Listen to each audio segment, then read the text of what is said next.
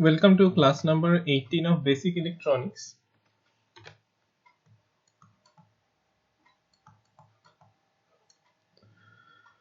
So we were discussing about the DC models of the BJT, and today let us start with some problems, and then we will go into amplification and see how the transistor or how a three-terminal device can be used as an amplifier.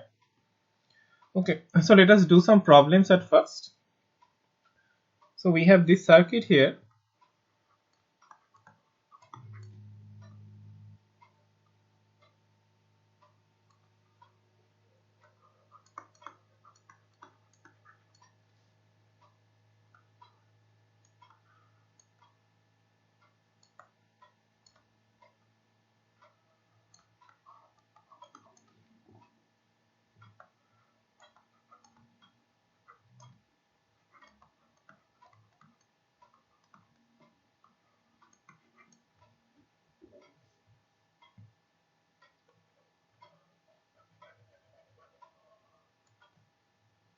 So here there is a 15 kilo ohm resistor which connects the base with a voltage source Vi, and another 100 kilo ohm resistor is actually connected here.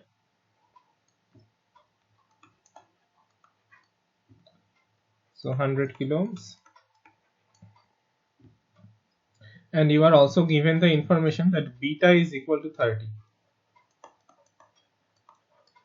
Now you are asked that in this circuit what is the value of Vi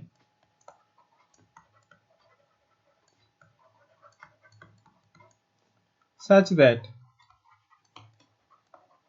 VCE is equal to 6 volts. Okay, so I have already written it here that VCE is equal to 6 volts. Okay, now let us proceed with solving the problem. So this 12 volt source is basically the sum of the voltage drop across this 2.2 kilo ohm resistor plus VCE. Okay, so we are writing Kirchhoff's voltage law in this loop, starting from the 12 volt source to the ground. Okay, so 12 volts. So this is the question, and the answer starts from here.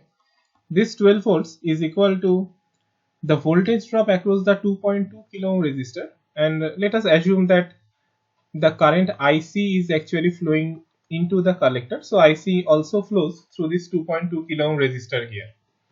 Okay, so this 12 volts is equal to the voltage drop across this 2.2 kilo ohm resistor, which is 2.2 kilo ohm into IC plus VCE. Okay, so the voltage drop across this 2.2 kilo ohm resistor plus the collector to emitter voltage. Okay, so IC is equal to 12 volts, or let us not write volts but 12 minus VCE divided by 2.2 in milliamperes, because we are dividing volts, which is the numerator, by kilo ohms, so we get milliamperes here. So 12 minus 6 divided by 2.2 milliamperes, so this basically gives me 2.72 milliamperes. Okay, now beta is given. When we have already found out the value of IC, we can easily get the value of IB, and IB is equal to IC divided by beta, which is basically equal to 0.9 milliampere. So 2.72 milliamperes divided by 30, this is approximately equal to 0.09 milliampere. Okay, so you have got the value of IB. Now we already know that this transistor is actually operating in the forward active mode. Okay, and this VCE is already given to be 6 volts, which is actually much greater than VCE set. So the transistor is basically in the forward active mode. Now in the forward active mode, we know that the value of VBE, which is the potential difference between the base and the collector, is approximately equal to VBE on, which is equal to V gamma. So the difference is equal to VBE. It's actually slightly difficult to write here due to the small space, but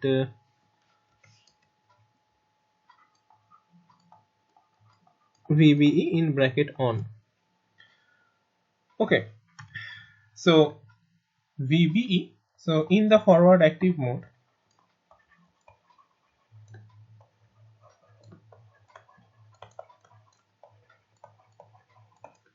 VBE is approximately equal to VBE on, which we will write as 0.7 volts. Okay, so the voltage at the base, because the emitter is grounded, the voltage at the base is approximately 0.7 volts. Okay, so let us call this point as A, and here we write the voltage as VA, which is approximately, okay, let us write it as VB actually to denote the base. B for base is approximately equal to 0.7 volts. Okay, because the transistor is basically operating in the forward active mode.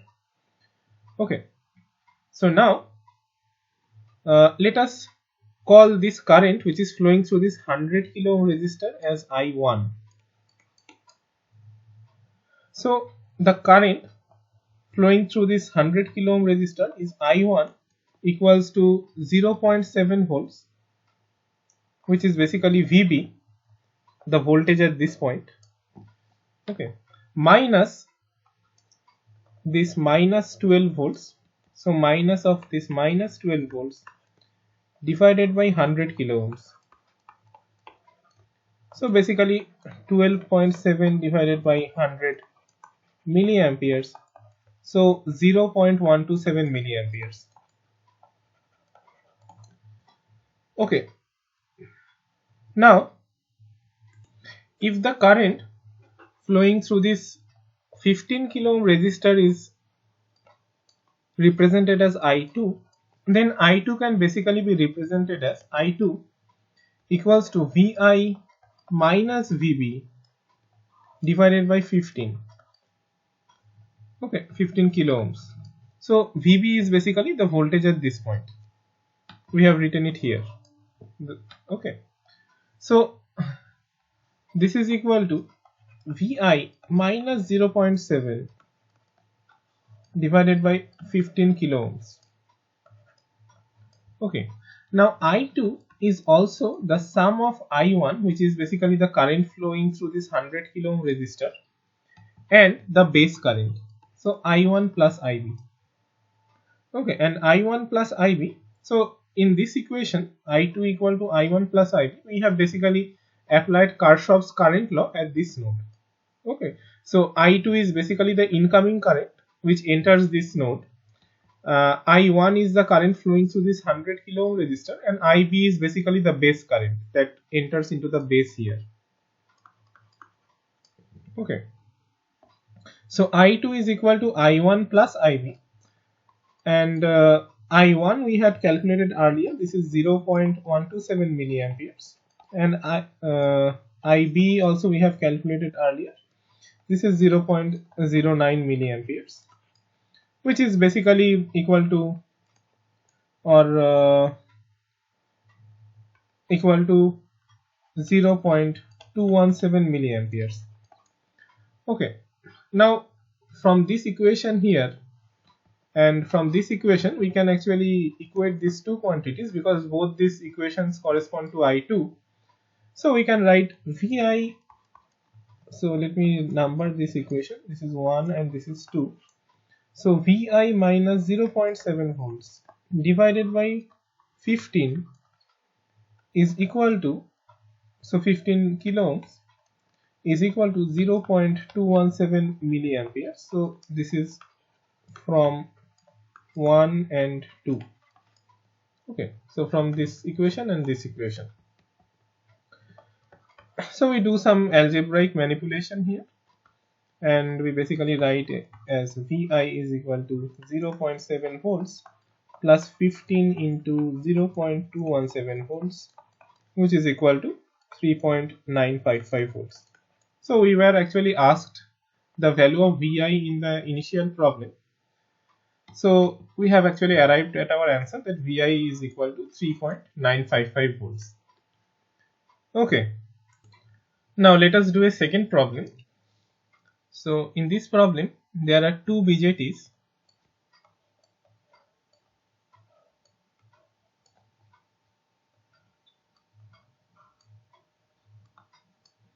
And the base of these two BJTs are shorted with each other. And the collector of these two BJTs are basically connected to a 5 volt source. So this is 5 volts, and this 5 volts is also sorted to the base. So the base is also connected at 5 volts. Okay. Now there is a 10 ampere, or not 10 ampere but 10 I actually,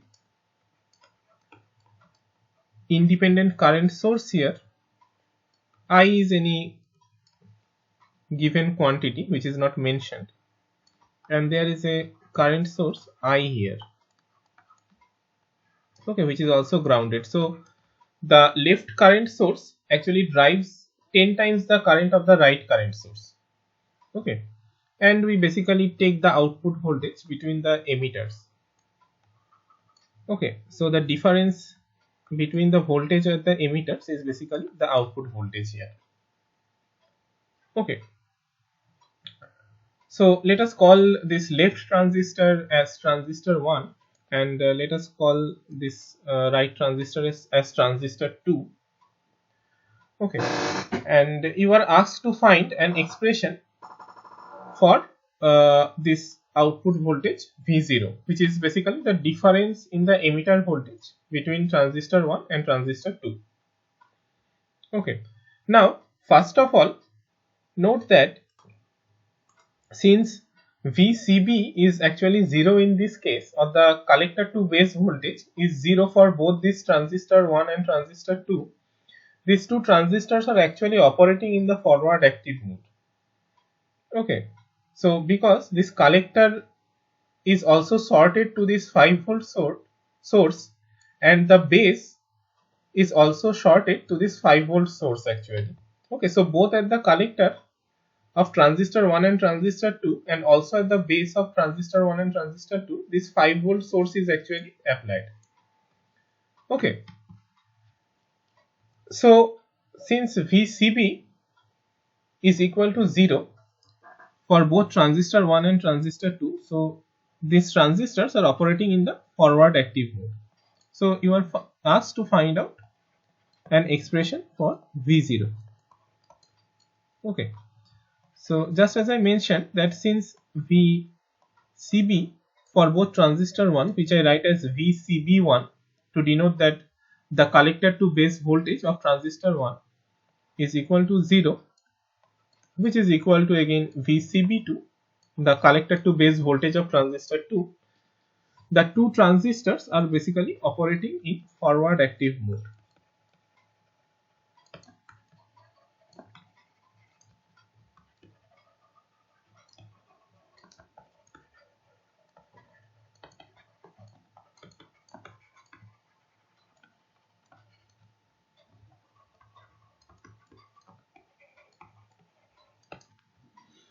Okay, so these two transistors are basically operating in the forward active mode. Now this 10I is basically the emitter current of transistor 1. Okay, so 10I is equal to Is, or approximately equal to Is exponential VBE1 by Vt. where VBE1 is basically the base to emitter voltage of transistor 1. Okay. Similarly, I is basically the emitter current of transistor 2. Okay, so I is approximately equal to Is exponential VBE2 divided by Vt. So where VBE2 is basically the base to emitter voltage of transistor 2. Okay, so let me write it here for clarity.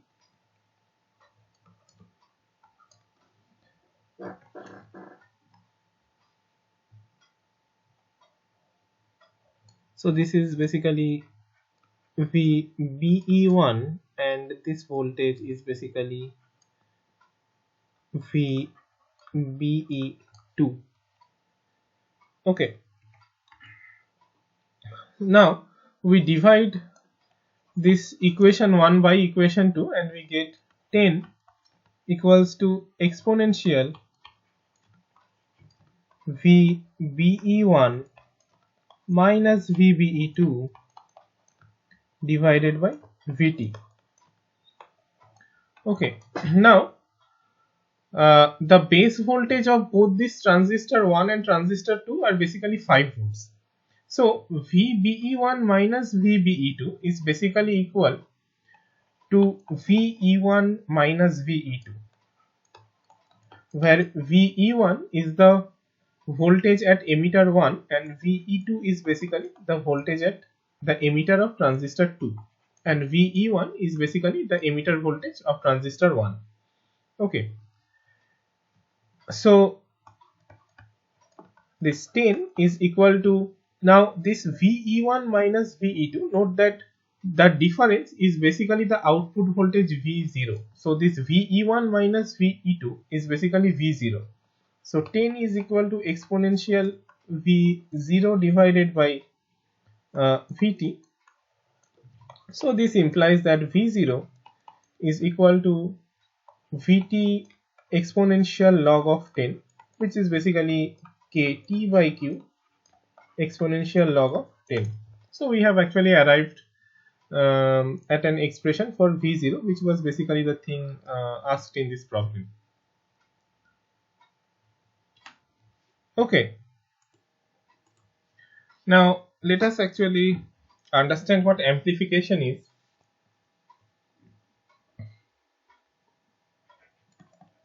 Till now, the problems that we have solved with this BJT transistor actually contains DC voltage.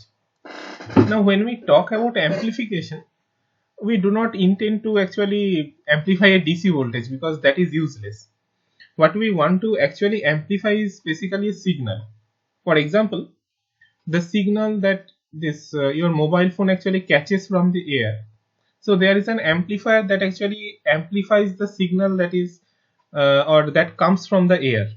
Okay, that signal is amplified and that signal is made audible basically. Okay, so you basically want to amplify signals. So amplification are basically signals and not DC sources. Okay, now as we discussed that for the common emitter configuration, the input voltage is mainly applied at the base of the transistor, and the input voltage is basically the voltage that we would like to amplify. Okay, and or let us say the input signal, I would not say input voltage, but input signal is basically the signal that we would want to amplify. We provide the signal at the input and we want to get an amplified version of the signal at the output. Okay, so let us consider a transistor. So I will actually draw the transistor as a block and no more as the original symbol of the transistor. So let us consider that this square block or this rectangular block is actually my transistor T. Okay,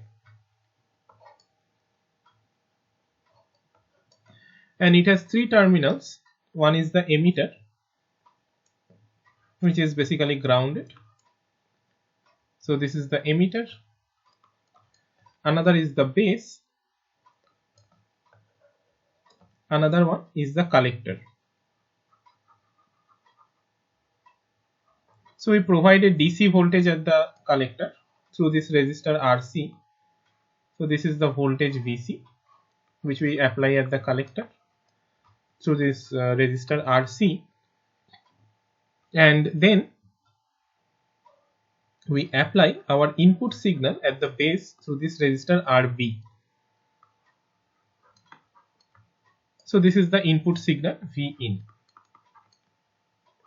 and this is the signal that we apply to the base through the resistance RB, and V in is basically the signal that needs to be amplified.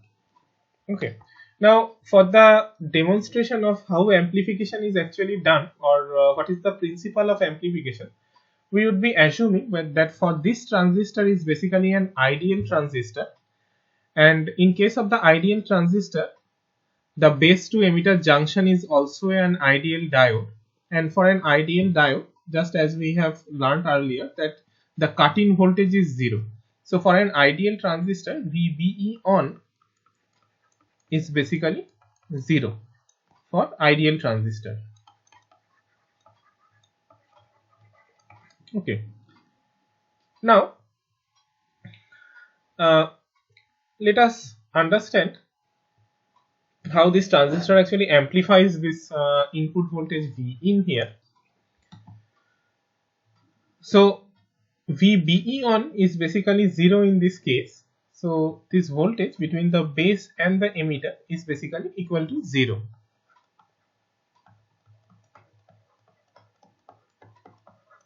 Okay, so the current that basically flows into the transistor, so V in is basically equal to VBE on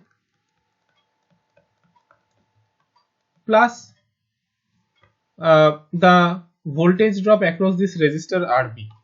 Okay, so for this case, let us assume that an current IB actually flows through this resistor RB and enters the base of the transistor. So the voltage drop across this resistor RB is basically IB times RB.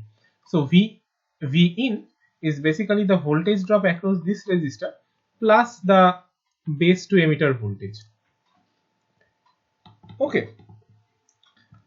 Now VBE on is 0. So then this is equal to IB RB. So since VBE on is equal to 0. Okay, so IB is basically equal to V in divided by RB. Now the collector current IC is equal to beta times IB. So this is then equal to beta V in divided by RB. Now what is the voltage at the collector terminal? So this is basically, this point is the collector terminal, and the voltage at this point, let us call this voltage as VC dashed.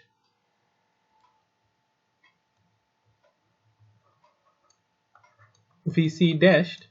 So the voltage at this point, VC dashed, is basically equal to VC minus ICRC. Okay, so this voltage source minus the potential drop across this resistor RC here. Okay, so this is equal to VC minus IC is beta V in divided by RB into RC. So which is equal to VC minus beta RC by RB into V in. Okay, now since this signal V in is basically an AC signal, okay, so this is basically a signal, and a signal typically or generally doesn't have a DC component. Of course, it might have a DC component, and there is nothing that actually prevents a signal from having a DC component, but generally doesn't have a DC component. So V in is a AC voltage with average value 0, so it doesn't have a DC component actually. Okay, but this collector voltage, which is VC dash, actually has both DC and AC components. So this VC is basically the DC component, which is this battery voltage VC here, and then this is basically our AC component, because this V in is AC, and this part is actually a constant. So since V in is basically an AC component, this entire part is basically the AC component. Okay, so this collector voltage VC dash contains both DC and AC component. Now if I actually filter out this original collector voltage with the help of a capacitor and take the output voltage across this terminal, then this capacitor basically filters out this DC component, because the function of the capacitor is actually to block the DC component. Okay, this is the capacitor, let us call it CC. So the function of this capacitor is actually to block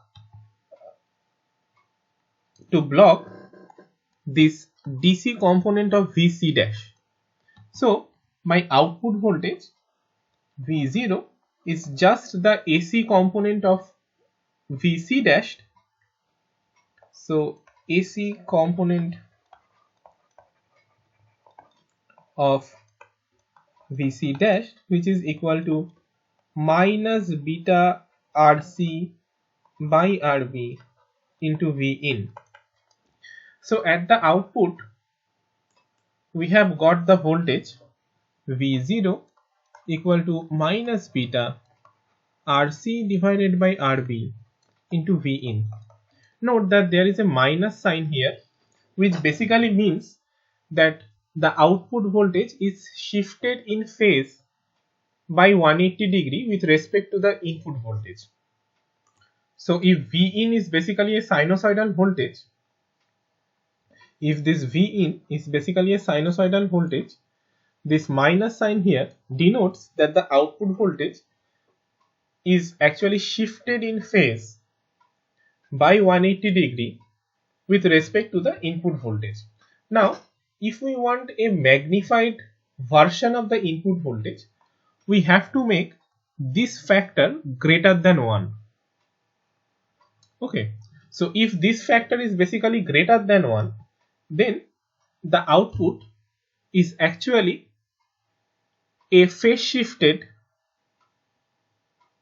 and scaled version of the input voltage. Okay, the negative sign denotes that the output waveform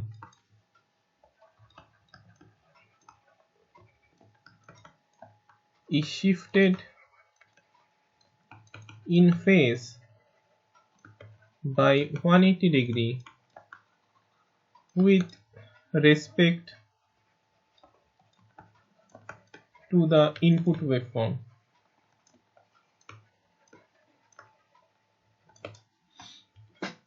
And if this factor beta RC divided by RB is greater than 1, then we get a amplified but opposite phase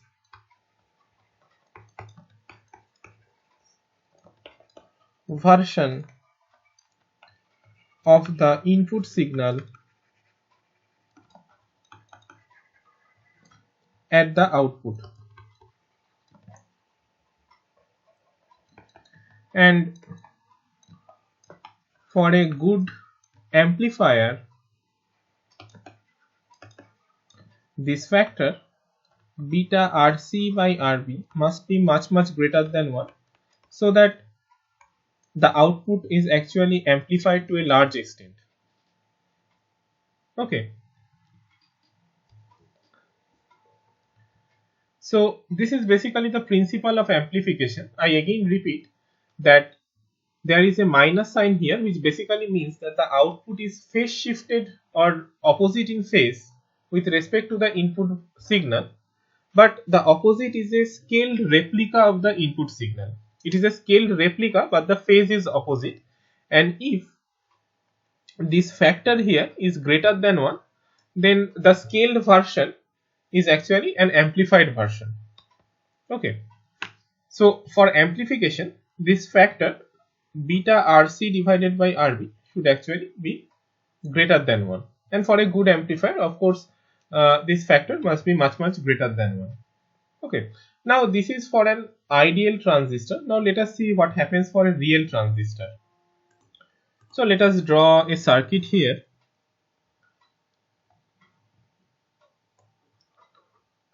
This voltage VCC is connected to the collector through this resistor RC, just as before.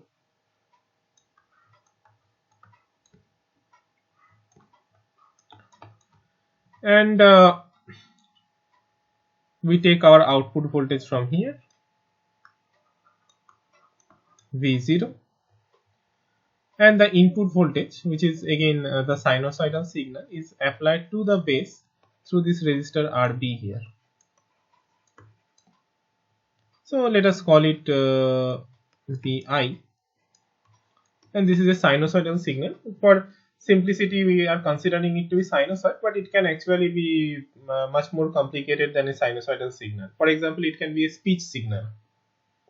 Okay.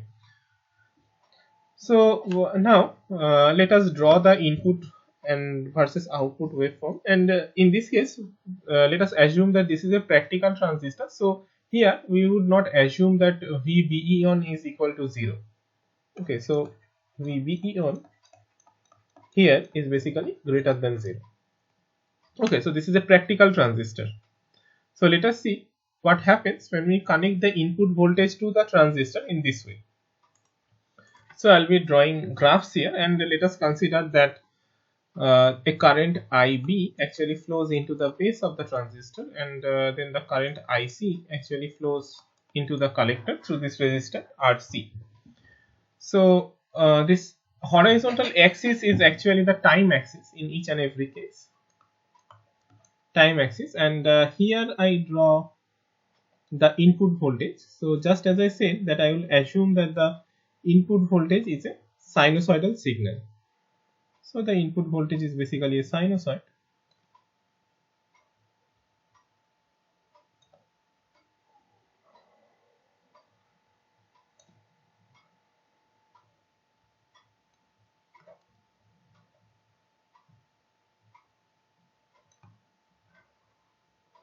Okay, now for this transistor, just as I stated, that VBE on is actually greater than 0. So let us actually draw some values of VBE on here. So I am drawing this horizontal dashed line to denote VBE on.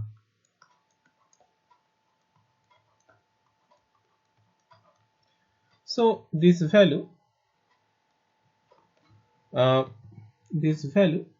basically corresponds to the value of VBE on. So there is no space here, so I have to write with an arrow.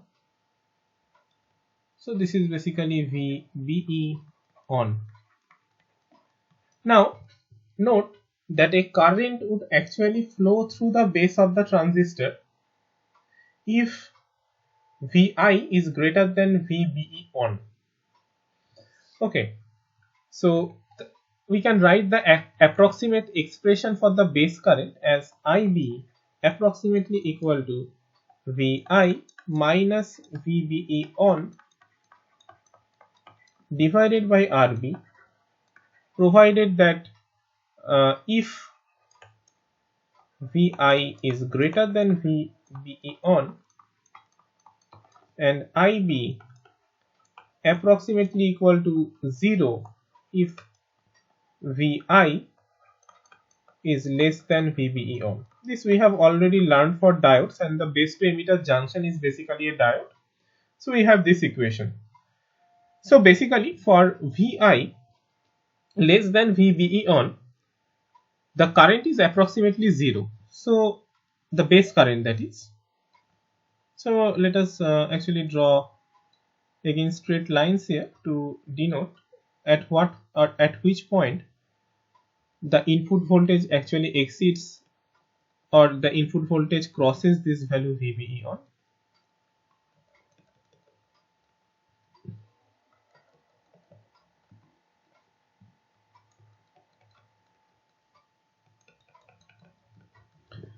Okay, so when we draw the base current only flows when Vi is basically greater than VBE on. So if I draw this graph of base current, so this horizontal axis is again my time axis, and this vertical axis here is the axis for the base current. So if I draw the graph for the base current, I would get something like this. So the base current is non-zero only when Vi is basically greater than VBE on. This we have also studied when we have discussed this Clipper circuits actually. Not exactly this, but this kind of graphs we have actually discussed. Okay, so this is basically the graph for the base current IB. So now if we draw the graph of the collector current IC, this collector current is actually a scaled version of this base current. So we already know that this collector current IC is basically beta times IB. So the collector current is basically only a scaled version of the base current. Okay, so if we only consider the nature of the waveform and not the exact magnitude, okay, so this same graph, actually this second graph also actually denotes the form of our collector current. So this is both for IB and IC. There is only a difference of the scaling factor beta. So my intention here is actually not to discuss the magnitude, but to actually discuss or to give you an idea that what happens if we connect this voltage source Vi directly to the base of the transistor.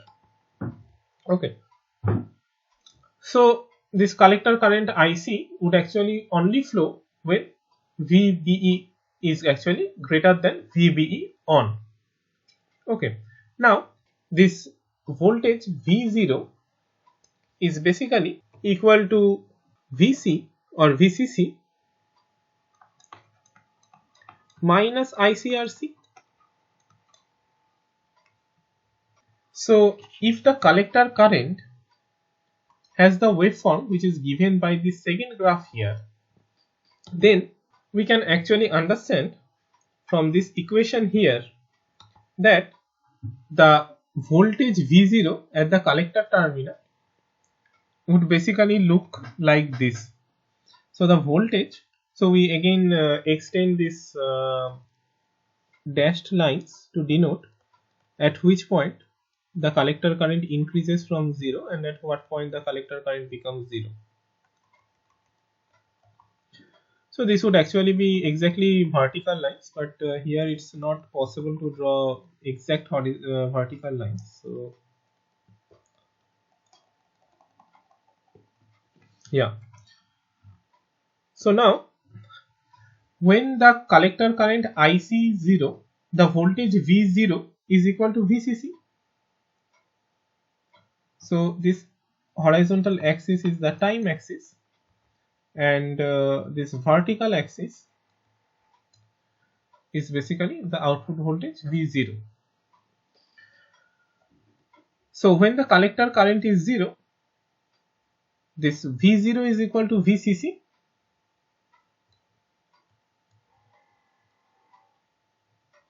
When the collector current increases from 0, V0 actually decreases. Okay, because there is a voltage drop across this resistor RC, so V0 should decrease, and higher the collector current, lower is the value of V0. So we'll have this kind of waveform. Again, when the collector current becomes 0, this V0 becomes equal to VCC. And again, when the collector current increases, V0 basically decreases.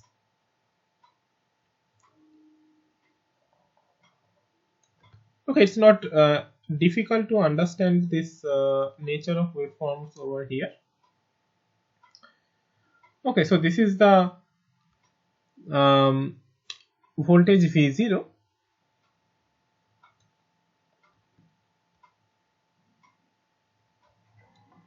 this level is basically VCC over here.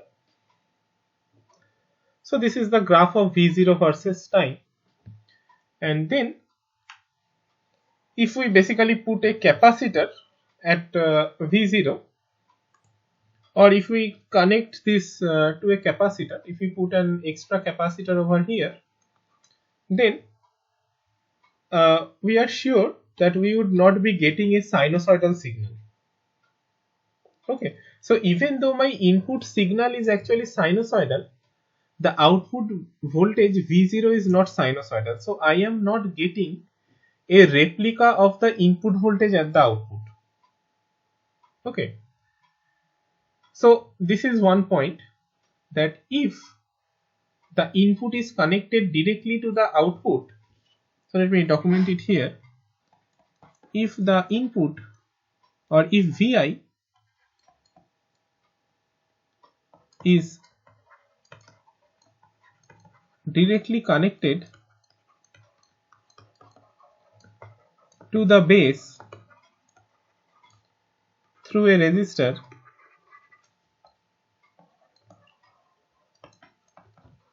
then we do not get a replica or a scaled version of the input signal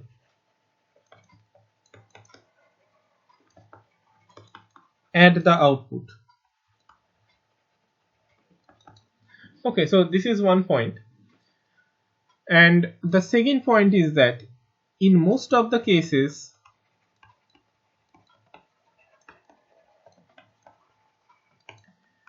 the amplitude of Vi is less than VBE on. Okay, this is because, as I stated, that this signal Vi is generally the signal that comes from air, and this is a very weak signal. So Vi has the magnitude of 100 of millivolts or 10 millivolts, let us say, okay, or 200 millivolts. Okay, so that is the amplitude of Vi basically. Okay, so in most of the cases, the amplitude of Vi is less than VBE on. Okay, the amplitude of Vi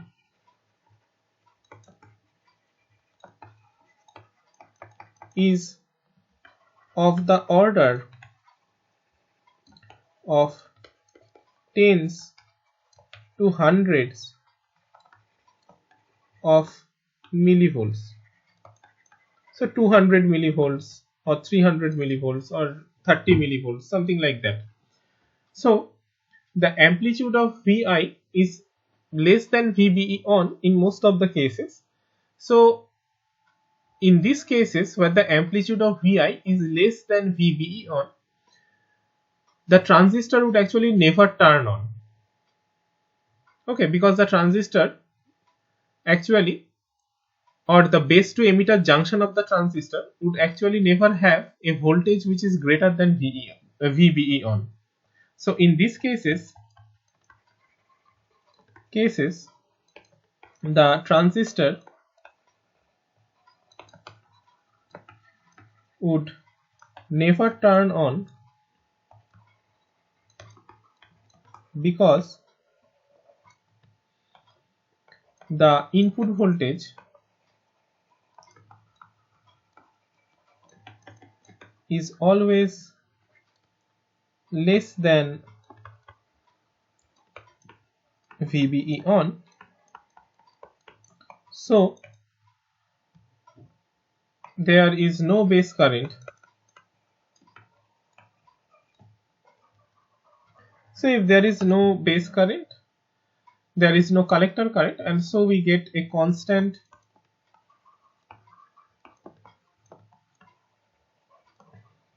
voltage at V0 or at the output probe. Okay, so even though Vi is a time varying signal, since the amplitude of Vi is actually less than VBE on, there is no base current, so there is no collector current, and so the output voltage V0 is kept constant at VCC.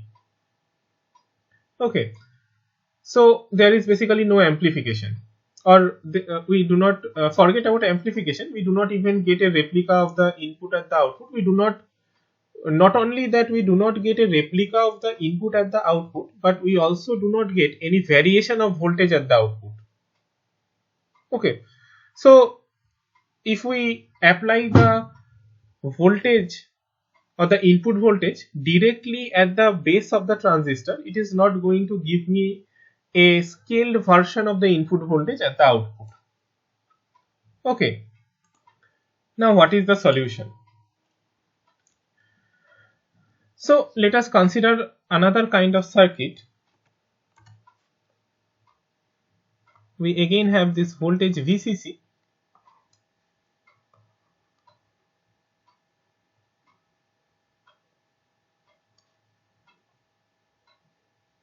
which is applied to the collector of the transistors through this resistance RC. So this is the voltage source VCC here, and then this point is actually grounded, and there is this resistor which is connected to the base RB, and at the base, instead of providing only this sinusoidal input voltage Vin, we also provided DC voltage, which we call as VB. Okay, now let us see how the waveforms of this base current, the collector current IC, and this output voltage V0 would look like.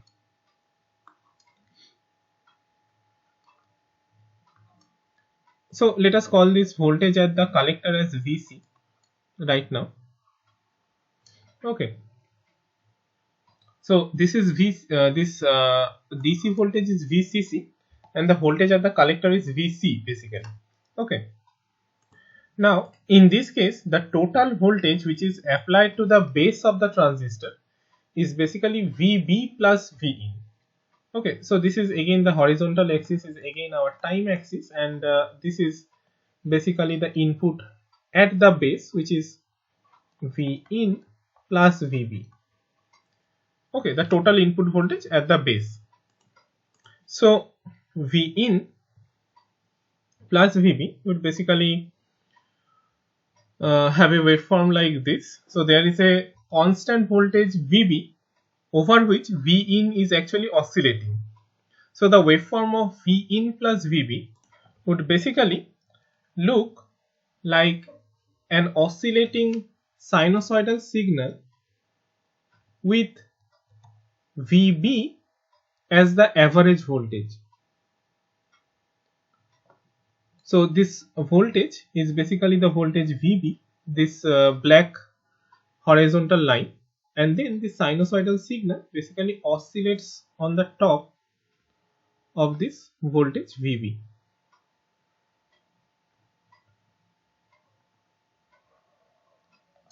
Okay, so V gamma is somewhere here.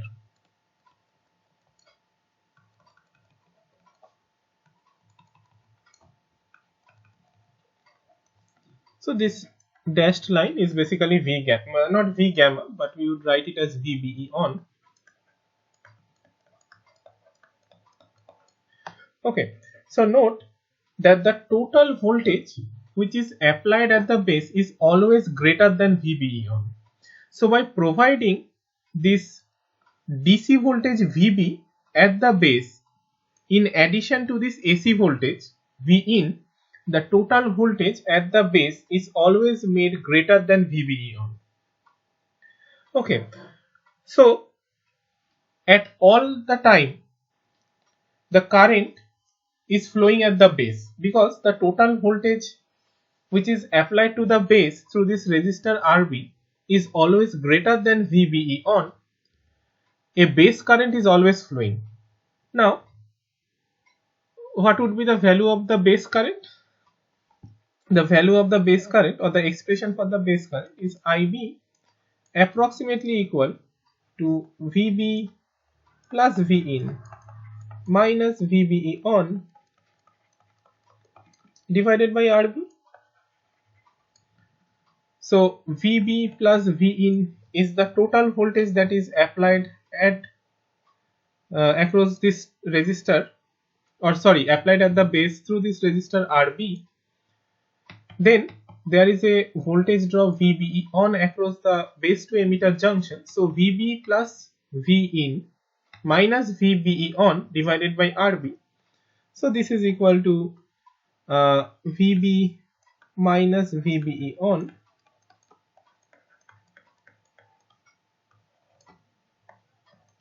plus V in divided by RB.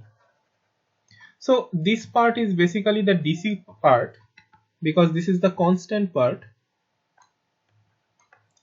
and this part is basically the AC part. Okay, so the current at the base is basically a sum of the DC part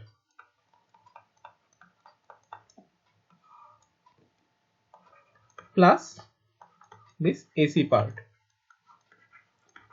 So there is a DC component of the base current. So let me draw the DC component here.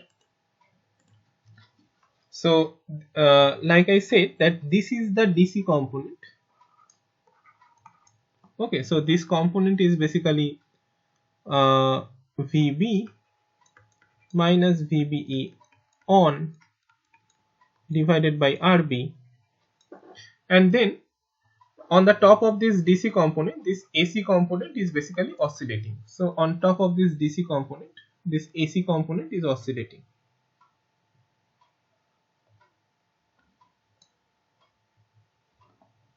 It's difficult to draw an exact face, but let me just try.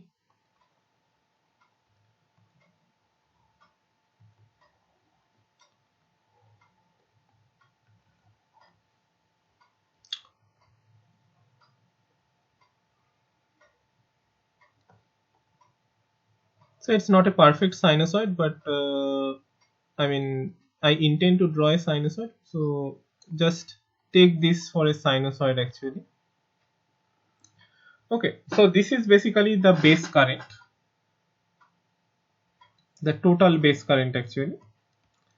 Now, just as I stated that the collector current IC is equal to beta IB, so the collector current is just a scaled version of the base current. So if we consider the nature of variation of the collector current, the nature of variation can be given by the same graph. So this variation, although the magnitude might be different, this vertical axis denotes the nature of variation for both the base and the collector current, and this horizontal axis is the time axis. Okay, so do not confuse this red horizontal line with the time axis, because this red horizontal line basically denotes the DC value of the base current. So that is why I have drawn it in red color. Wherever I have drawn the axis, I have actually drawn the axis in blue color. So the blue colors horizontal line are basically the x-axis or the time axis. The red colored horizontal line or the black colored horizontal line is basically the DC components actually. Okay, so do not confuse the red horizontal line with the axis. So this denotes the this second graph actually denotes the nature of variation of both the base and the collector current, and this horizontal line here is basically the DC component of the base current or the collector current, and on the top of this DC component, this AC component also actually oscillates here. Okay, now if we consider how the voltage at the collector, which is VC, so this voltage is varying with time, we have to write the equation that VC is basically equal, so we do not have much space here, but let me write it here. VC is basically VCC minus ICRC. So we have this nature of variation of the collector current IC from this graph. So we can easily draw this voltage Vc, or the nature of variation of this voltage Vc. So again, this voltage Vc has a DC component and an AC component, and since there is a minus sign over here, whenever the collector current is increasing, the collector voltage is actually decreasing. Okay, so let me again draw the points of transitions here.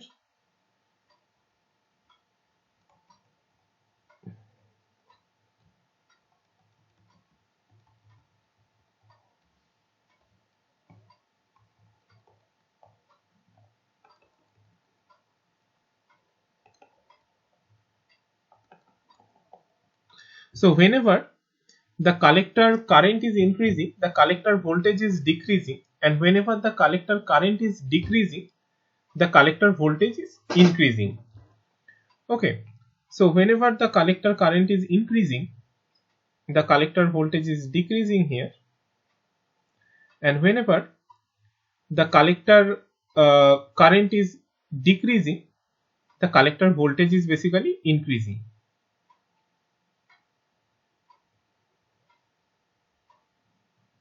Okay, so we get a curve like this. Uh, Sorry.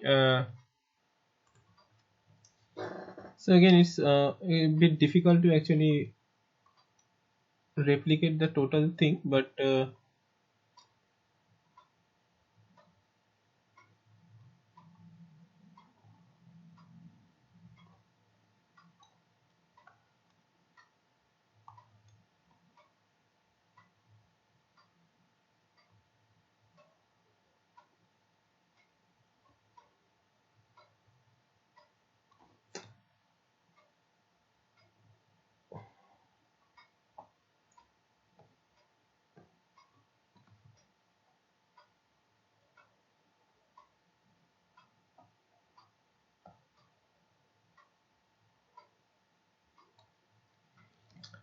okay. So the collector voltage basically varies like this. This is VC. This is horizontal axis is the time axis, and I again repeat that this blue line is actually the horizontal axis. This red line here is basically the DC component of V0.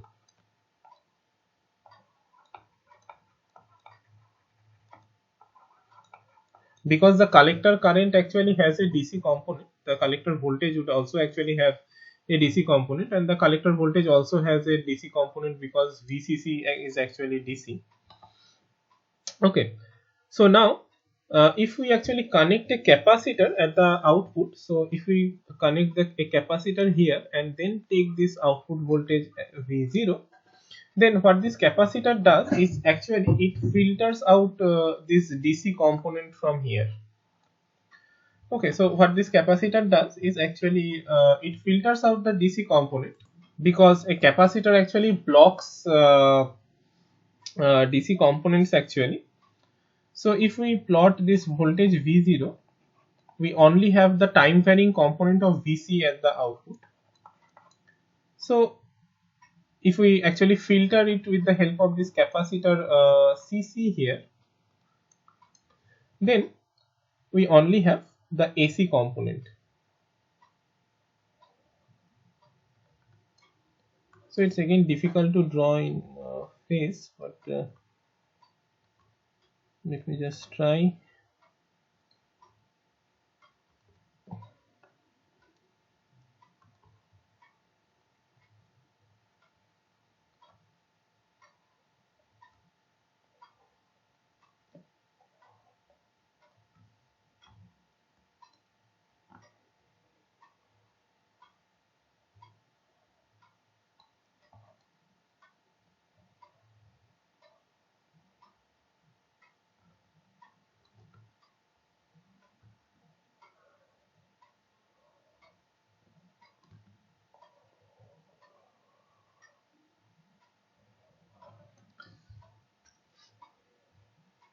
So the difference between VC and V0 is basically that VC actually has a non-zero DC component, which is basically this value here, and because this capacitor CC, which is this capacitor here, filters out the DC component, at V0 we only have the time varying AC component.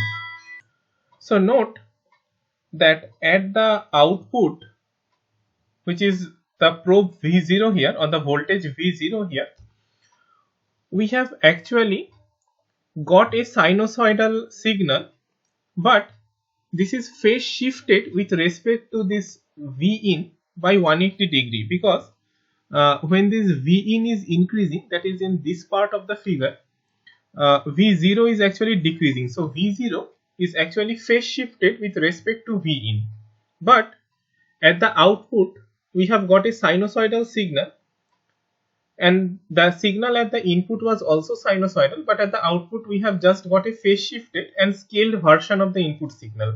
So the point is that by providing this DC voltage VB in series with the input signal V in, which is this voltage here, we are helping the transistor to cross the cut-in voltage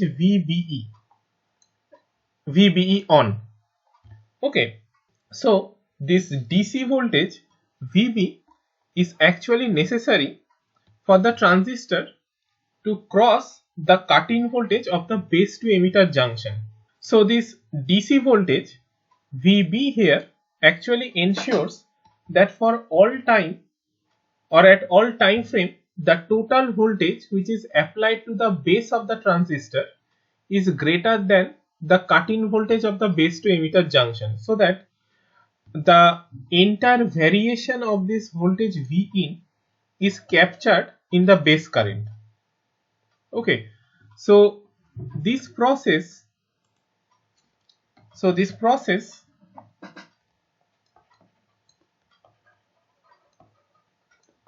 of surpassing the cut-in voltage of the base to emitter junction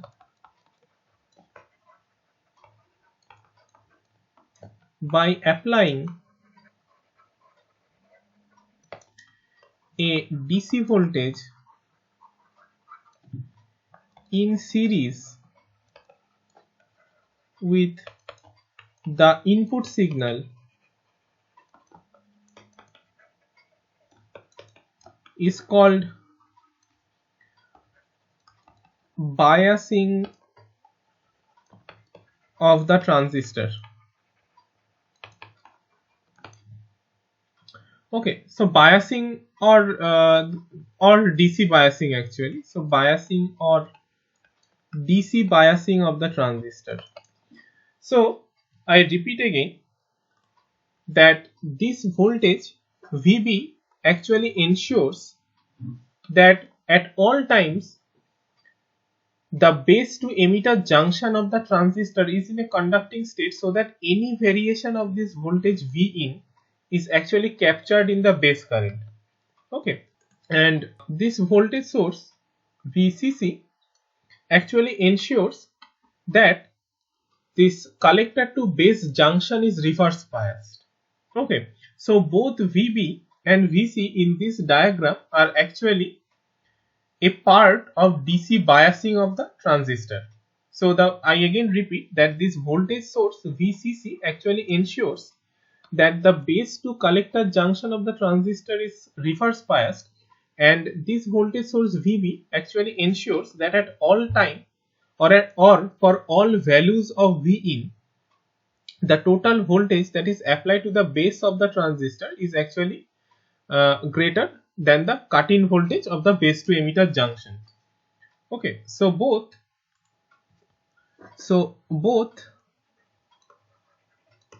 VCC and VB are a part of DC biasing of the transistor.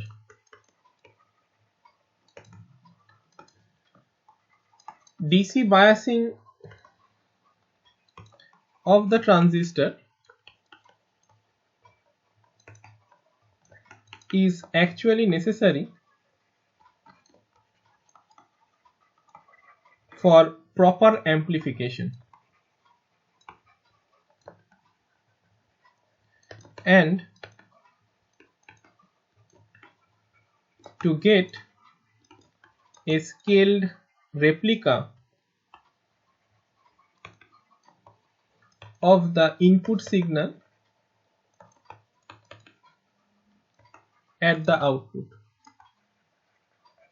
So we had just noted earlier that when we did not provide this DC voltage at the base, the output voltage was actually a distorted version of the input signal. Okay, the output voltage was not a sinusoid.